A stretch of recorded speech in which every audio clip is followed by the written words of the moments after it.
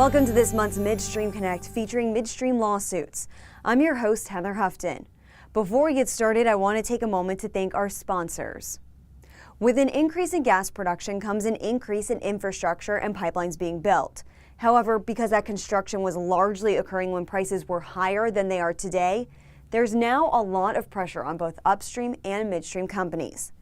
As a result, we're now seeing a lot more contract disputes between upstream and midstream companies than we've seen in the last 15 years.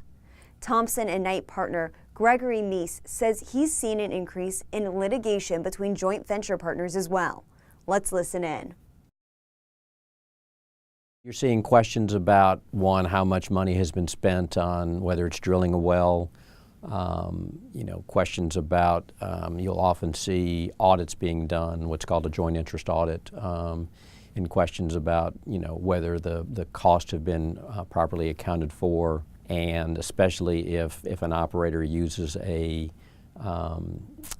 party that is affiliated with it, there's questions about whether they've gotten the proper, whether it's an arm's length transaction and whether they have been overcharging the working interest owners who aren't the operator. So you're seeing a variety of different issues, again, primarily driven around, around cost and pricing.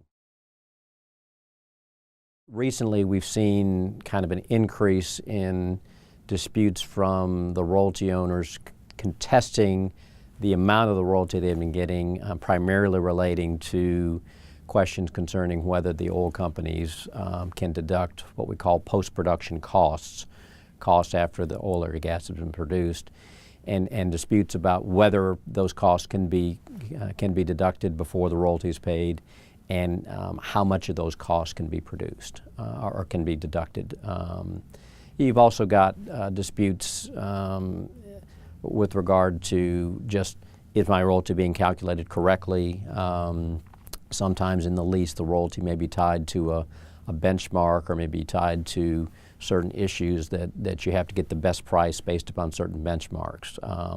Again, back when prices were higher, the issues may not have been to the forefront, and once prices started dropping and hence royalty payments started dropping, then those issues started coming more and more prevalent.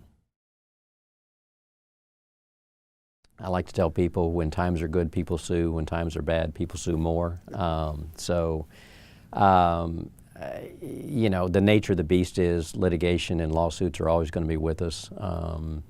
I think, as prices start to stabilize, and we've seen some of this, what the industry likes is, obviously they want the highest price they can get, but what they want more than anything is stability. And so once you've got a benchmark, once you've got a stable price, whether it's for oil or gas, then the parties can start to adjust, and the expectations can start to adjust, and the costs can start to level out.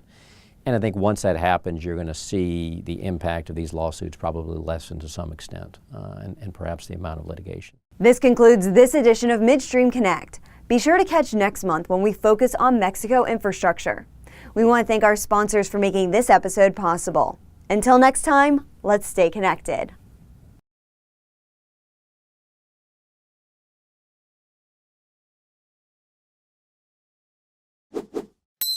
To stay up to date on the most recent HARTENERGY videos, subscribe to our YouTube channel by clicking here.